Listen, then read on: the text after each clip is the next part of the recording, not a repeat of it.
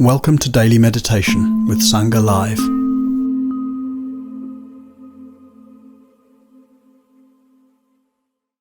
Good morning, everyone. You might have noticed that we had a technical hiccup, and now it seems to be fine. And I think we get started. I cannot enable the question and answer box, so everything needs to run through the chat box, which now I can see. Yeah. So please, all messages into the chat box this morning, and all questions or reflections you have on the week also to put there. And I think I'll leave it at that for the framework, as we have limited time now. And I would like to share about something which feels like the completion of this week. And it's the concept of Nirodha. Some of you might have heard that. And I'm going to talk a bit about it and put it a bit into practice, meditating with it. And at the end, I hope that there will be time for reflection as well. Great. So we talked a lot about interconnectedness this week, and I do not want to diminish the beauty and the resourcefulness within this concept, but I also wanted to point out that it's not always easy. Yeah, it has, as every concept has, and as every dynamic has its lights and its shadows. And I was talking potentially more about the shadows this week, because my personal impression was that interconnectedness can have this feeling of, oh yeah, it's beautiful and it's nice and it's wonderful and we should all be interconnected. And sometimes it becomes a bit idealistic and it can get a bit out of touch, with our lives. So I just summon the challenges of interconnectedness for us, to say what we are confronted with is, yes, we're touched. I said it, I think on Tuesday, if you want to have a real feeling of belonging, I need to allow to be touched by that which I cannot control. I give up some of the sense of control and making my world, and allow others in. And if I allow others in, I give up some of the control. And it's also confrontation with our limited resources in this vast web. I wake up to the vastness of the interconnectedness, and I don't do it really, but I have, as while I recognize the vastness, I might feel I'm shrinking. Ever looked at the stars at night and felt like, wow, looking at the vastness of the universe, I feel myself like shrinking. You're same size, you have the same amount of resources and capabilities as you did before. It's just put into perspective a bit. So I came up with the idea that the good old Frank Sinatra song, I do it my way, actually. It's a beautiful dream. It's a dream we all love to dream, doing it my way, living life my way, but we actually never do it. If we wake up to interconnectedness, we don't do it my way. We are dancing with and accepting and acknowledging all the impulses which come in. That's what we do, what we can do. We're contributing, but we're not doing it my way. And we're also touched by other beings, and we're touched by their imperfections, and we're touching with our imperfections others. Something and someone constantly messes around with, quote unquote, my experience. And we can get quite frustrated about that. Others get quite frustrated about us. We're messing around with their experience as well. So that is part of this friction. And it's complex and it's changing. It's never quite the same. And if I just look into the complexity of the world in the past years and what I perceive to be rapid changes, I notice that there come so easily confusion and overwhelm arises to say, well, Robin just came to me this morning, says, Mummy, the older I get, the faster the world goes by. Like he's 10 years old now. He notices like this feeling of saying, wow, this complexity also adds to a sense of, where's time going? Yeah. Now, Dharma practice is not something which pins the world rose red and tells us, oh, everything's going to be fine. The Buddha didn't do that. He'd rather have us waking up, and I encourage a slow and grounded and resourceful waking up, but he encouraged us to wake up and to see rather than to limit ourselves and stay small and blind. Yeah. But in order to wake up, we need to develop the skills. And we need to develop and know the resources to handle interconnectedness, to handle dependent arising. And I believe that this is, for me, it's a process of growing up. I'm still growing up in many ways. And it's about developing these skills, because the alternative, I notice it in my heart mind, is to get reactive. Yeah, if the heart doesn't know how to handle things, it gets reactive, it gets bitter, it gets confused, it gets angry, it withdraws, it is fearful. And I can only not experience this if I have the skills and the resources if I actually have alternative ways of relating to the complexity, to the messiness. And I see a tendency in the world where people talk about my freedom and my right to, yeah. And I find this is a way of the strong emphasis of my rights, my freedom to, yeah, is an incapacity to accommodate a sort of interconnectedness. Yeah. It's if someone thinks they have a right to fulfill my happiness, how far away are aggression or cruelty, which is justified by saying, I have a right for my freedom, my right to do X, Y, and Z. Yeah. It's I find aggression and cruelty are dangerously close, because I'm not acknowledging anymore that my needs will usually overlap with the needs of others, and there needs to be negotiation and a respect for the needs of the other. Yeah. And not seeing and not acknowledging interconnectedness can fuel a concentration, a sole focus on me, myself, and I. Yeah. And this is part of what the Buddha called moha, the blindness, not acknowledging interconnectedness and being part of, feeling ourselves to be part of something rather than an island. Yeah. This is what I see. And the other tendency I see, and which I find is holding just as much dukkha, is the fear and the depression and the anger which arise when we see the suffering in this world and what brings it together. Yeah. The ongoing human tendencies for wanting something, wanting more, wanting comfort, wanting pleasurable experiences. And just as I said, the aggression and the cruelty which arises when I think I have a right to. Yeah. And also a form of blindness, like I don't really want to look at my impact. I don't really want to see. I don't really want to acknowledge. Yeah. And when I see the suffering and the human dynamics which bring it together, a lot of can arise within my heart. And it ranges and it depends on the day, from fear to depression to anger to bitterness to withdrawal. Yeah. And for me, it's an ongoing question. And I do not want to dish out finite solutions and answers, but it's an ongoing practice for me to find middle ways to relate to this suffering. Yeah.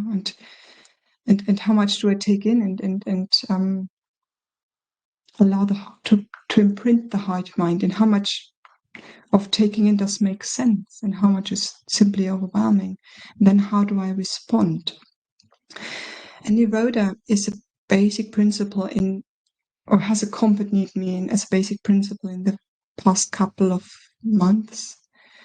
And one thing which I woke up to is that I will not allow my mind, the peace of mind, peace of heart, to depend on the idea of a world free from suffering. Yeah. If my peace of heart, if my groundedness, if my settledness, if my clarity, if my sense of being able to pause and to rest and to ground myself depends on a world free of suffering, I won't get any. Not anytime soon. Probably not in this lifetime. And I don't know about the next lifetimes or our children or our grandchildren. My peace of mind cannot depend on this world becoming a world free from suffering. Not even in my closest circumstances, with my children, with my family, with my co-workers, with the lovely people I meet. If I allow myself only to pause and rest and ground myself, if everything is fine, I will not pause and rest and ground myself. And this can overshoot so easily then, into either aggression and bitterness and more push and more pull, if only everyone would see it my way, or into a sort of indifference. This is what I notice. A lot of people feel maybe sorts of helpless and hopeless and move back into indifference, saying my actions don't make a difference anyway. And I find it very interesting that the Buddha already 2,600 years or 2,500 years ago stated that the world is on fire. Yeah, I always find that to be a very apocalyptic image. The world is on fire, he said. And then he explains, and he says, there's a fire in the outer. It's the fire of the friction of interconnectedness, the conflicts, the misunderstandings, the reactivity of people, the untamed wanting and aversion and the lack of clarity and honesty. But also just like this constant need to negotiate our needs. It's friction, constantly. And friction creates heat when it's getting hot. And then there's the fire in the inner as well. The dukkha can also be in this body, heart and mind. Our own reactivity, our own overstimulation, our own wanting, our own need to become and be someone. That is also fire. And you have to imagine that I remember that the Buddhist teachings are coming from India, and it was hot there already 2,500 years ago. It was hot there in the summer. So the concept of Nirodha is one of cooling. It's one of fading away, the fading away of the heat, the subsiding of a flame or a fire. And then it's hot here as well. So that is it's appropriate season to talk about Nirodha. And what he then suggests, and that is very interesting and maybe a bit foreign, and maybe you need to move it within the heart a bit, is to live life not from the standpoint of passion. And the mind goes, what? Giving up passion. But I love to be passionate about something. I love to create and be inspired. And we need to be careful with that. What is passion? Passione. In German, it's actually Leidenschaft, and part of the word Leidenschaft is Leiden, which means suffering. So passion in German, you would probably translate as something like sufferingness. And there is the passion of leaning into something, giving myself to something, making my happiness depend on the outcome of something. Making my happiness depend on the happiness of my children, the happiness of my partner, the happiness of this group, the happiness of this world. For example, making my happiness depend on getting what I want, becoming who I want to be. Now my happiness depends. And Nirodha is this invitation to become still in the middle of the messiness, in the middle of the complexity, in the middle of the imperfections and the paradoxes, and to soften this passion. I need to get, I need to be, I need to. I need to contribute, I need to make this happen, I need to make this work. So to soften this passion and find a refuge, when this just like my resources feel so small and the world feels so big. And let me just state very clearly that this is not indifference. Nirodha, the stilling, the cooling of the heat is not indifference. We might confuse this from time to time, and that's human. But indifference is a form of withdrawal. I'm not liking that, and I'm moving away from. Where Nirodha is a cooling of the relationship with. Yeah. If people get indifferent, they're hiding away, they're numbing out, they fall into a form of lethargy, no action anymore. Yeah. They're coping with cynicism. And Nirodha isn't inaction. Yeah, I can still act. I will still act. I act in many, many ways. Yeah, but I don't do from this place of passion where I say, oh, my happiness depends. If only I, or if only we do things correctly, we will see the result we want to see. We will get what we want. This is a dependency on the outcome. And when this outcome does not manifest, and I've seen it from time to time, before we work towards, it does not manifest, we get frustrated and fall into hopelessness or aggression. Yeah. And instead than acting from this place of passion, or from this place of urge to get. Yeah. I lean back from the world, from the inner world, from the outer world. I lean back a little. I find my ground again. I find the stillness again. And then my practice is to really ask myself, what does kindness say? What does care say? What does compassion say in this moment? And in this moment? And in this moment? So I still do a lot of things in the world, but I feel coming from this different place, I'm not dependent on the world to the degree I was earlier. I'm still touched by it, but I'm not dependent to the degree I was earlier. I can only say that it's lessening layer by layer, but maybe it dissolves eventually. I don't know. But this is the path I find brings a caring coolness to the heart. Yeah. So Nirodha is the coolness, the calming of the fire of passion, of engagement. And it allows us to care and meet, in this heated world, but not by leaning into it and giving ourselves to it and trying to sort it out, but by meeting it from a cooler, more grounded place where I don't depend on the world to be a certain way, others to be a certain way, me to be a certain way. And I'm not allowing, and maybe that's important to state, I'm not allowing that the sense of this beauty of a heart which carries care and kindness and compassion in it, that gets inflamed by passion. Yeah. Care and kindness and compassion are beautiful, but they too can get hooked. Yeah.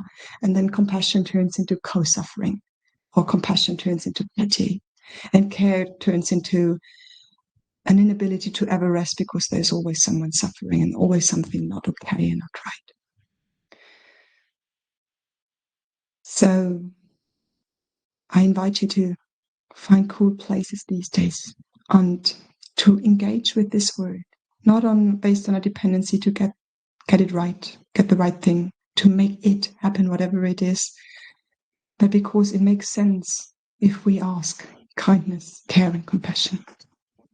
Well, let's move into meditation and see whether we can find some coolness.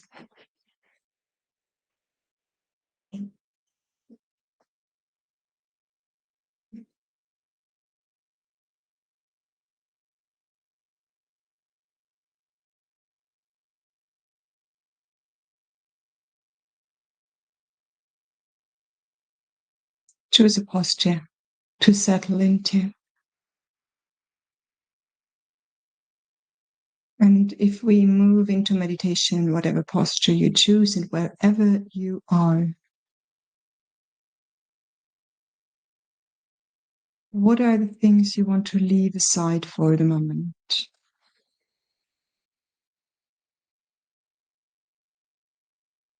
Maybe there are a couple of plans and questions, and they feel so close to the heart. They sometimes feel like the most important things.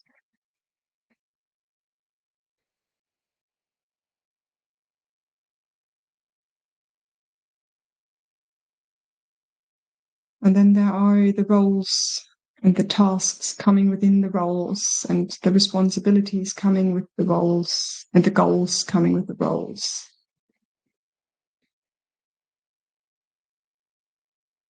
And if these were a pair of shoes you could leave outside the Dharma hall, outside a temple, what would you leave there? What would you slip out of?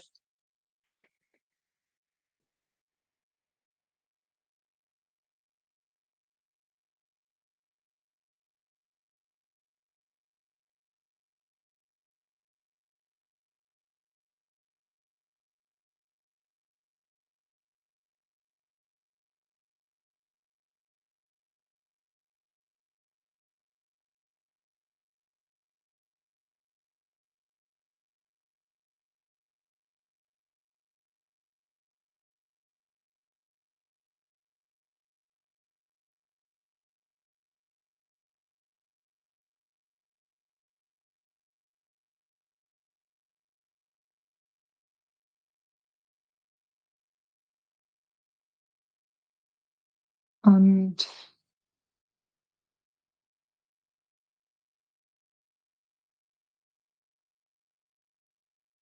finding, easing your way into a meditative posture, and just acknowledge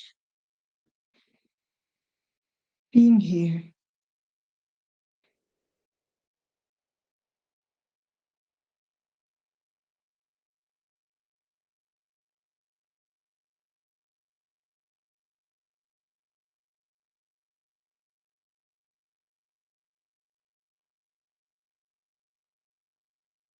Maybe you can notice that their attention is still knocking on the door of consciousness, saying, yeah, but what about?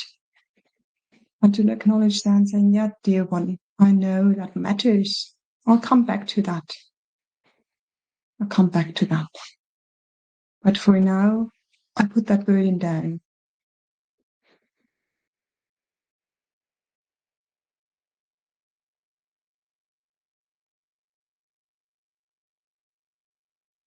Maybe the heart reacts a little resistant to putting something down. Maybe it feels a bit frightening, or the alternative feels too blunt, too boring.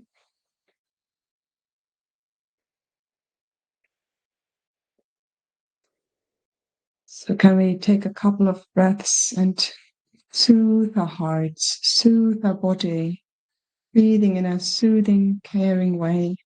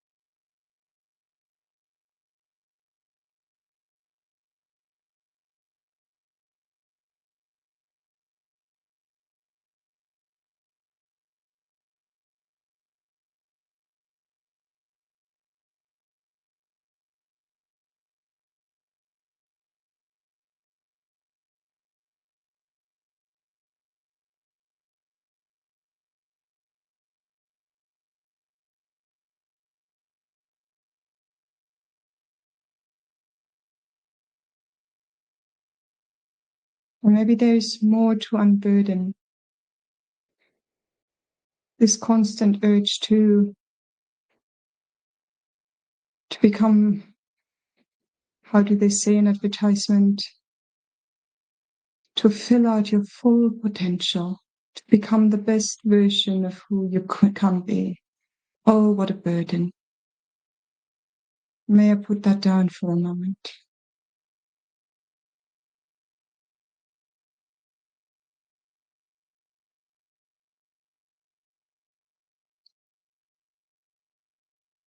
maybe who we perceive ourselves to be is a bit messy, and it's imperfect, and it has dents, and it has itches, and it has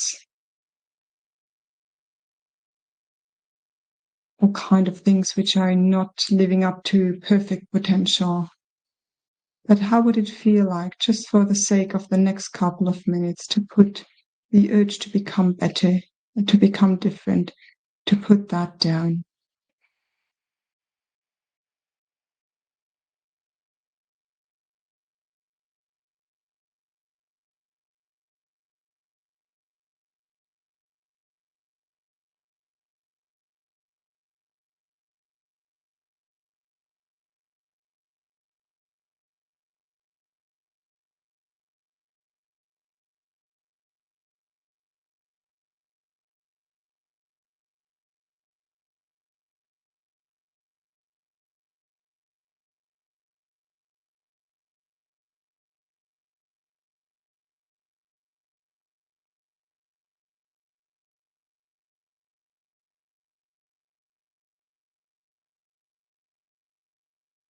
And soften at the same time, soften the hands and the feet, not walking, not doing anything with the world.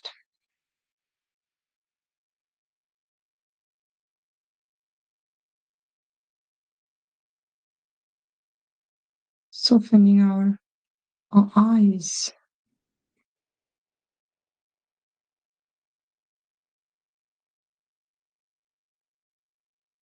Maybe not even closing the eyes fully. If that strains the eyes, maybe you want to leave them slightly open and defocus.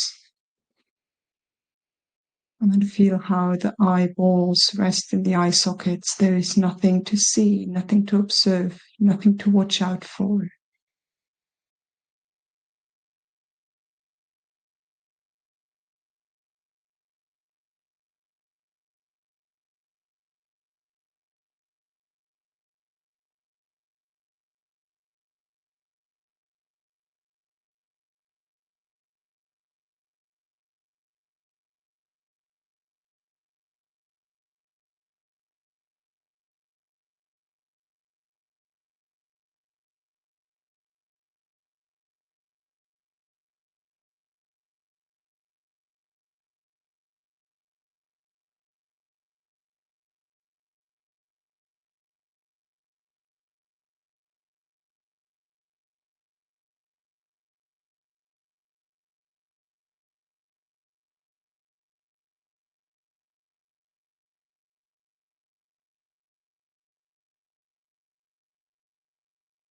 Same with the ears and the listening. I can listen in. I can strain myself listening to catch the words and catch their meaning. Or I can almost soften this capacity to listen and allow the words, the sounds to come to my ears. No leaning in, not trying so hard to comprehend and get it and make meaning of it.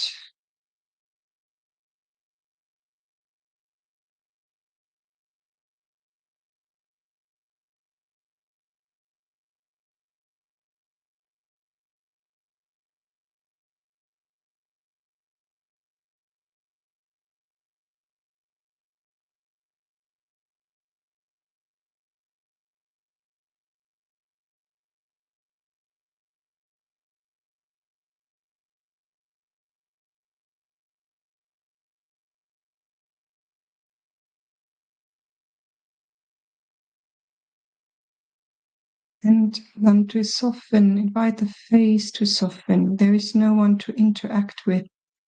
The face as an interface of social games and making others feel a certain way and think about us a certain way.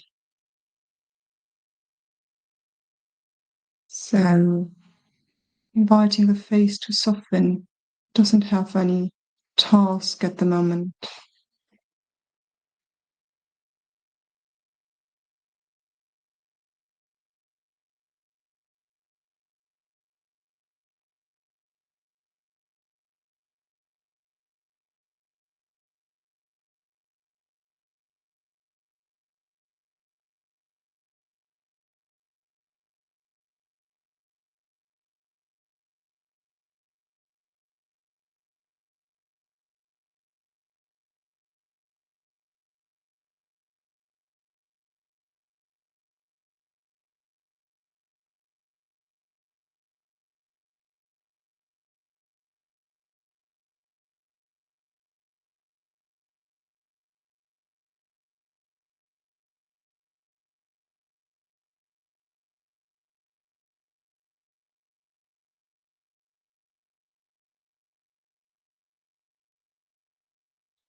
Just see whether all those invitations, some of which you might be able to follow and others not,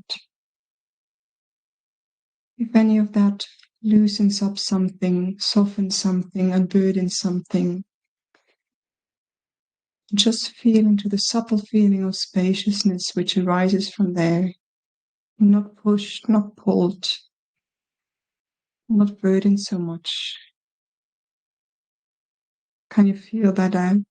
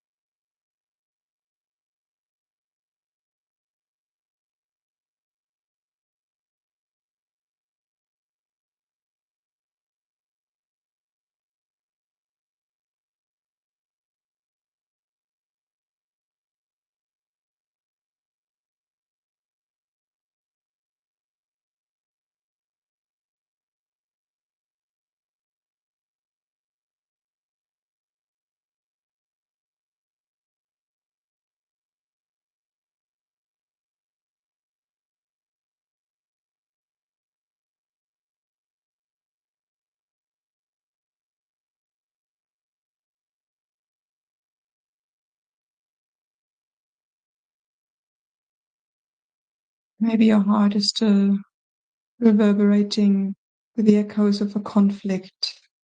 Maybe you have experienced unskillful action from another. I'm noticing this is still tightening my heart. Still carry this with me. When the heart wants to gnaw on it and point out that it was treated in an unskillful way. And yes, this is true, but oh, so much energy goes there. Reliving this again and again.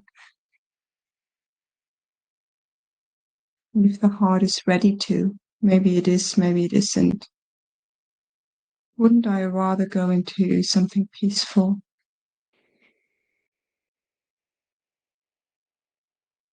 Pay attention to something stiller than that, less effortful.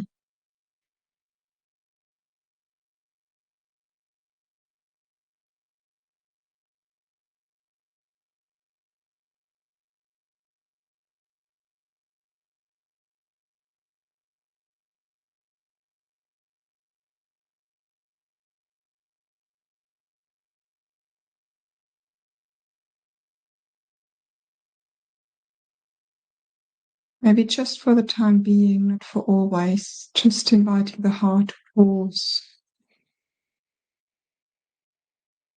with whatever entanglement you feel right now, the open questions, the unresolved issues, this disappointment of not being who we're supposed to be, who we ought to be, should be. Just for the next couple of minutes, kind of put this aside.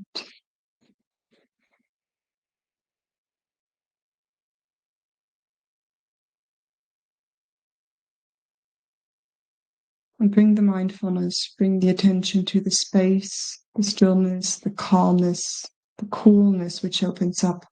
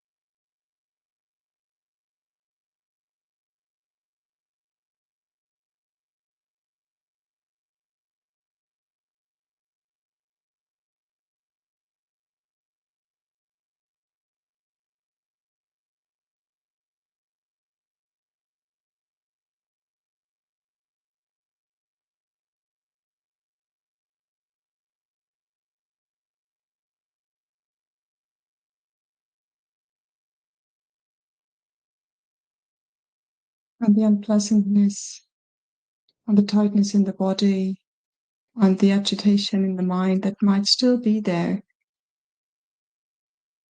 But it's not necessary to engage with this at the moment, to make this a problem, to make this a challenge to overcome. Can this be there? And somewhere in your experience, you notice some sense of calm, stability, ease. And almost as if you lean away from all that which you could engage with and lean into this.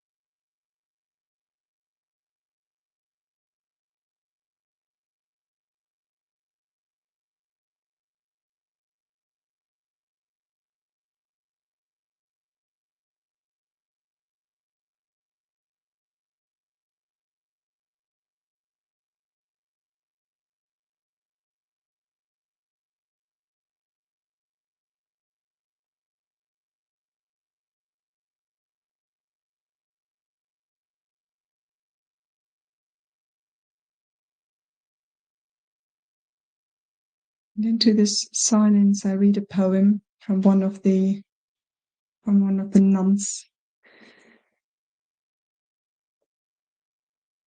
Uttara.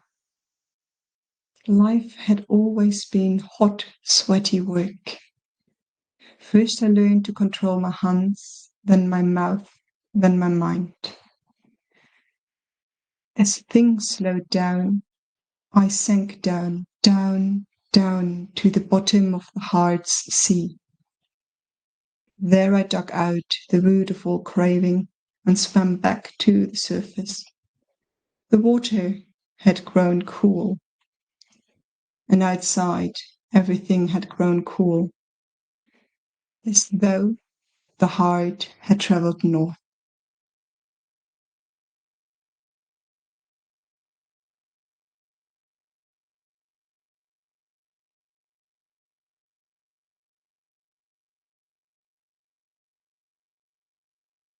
May we all be able to unburden on whatever it tangles the heart. May we all be nourished and supported by stillness, coolness, groundedness. And may we act from this cooler place, inspired by kindness, care, and compassion.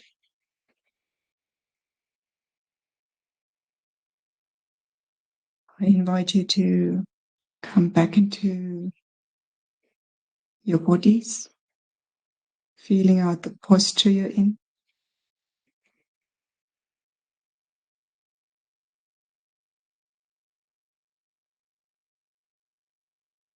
And then gently start moving, start stretching, start taking a couple of deeper breaths. And come back to the room you're in.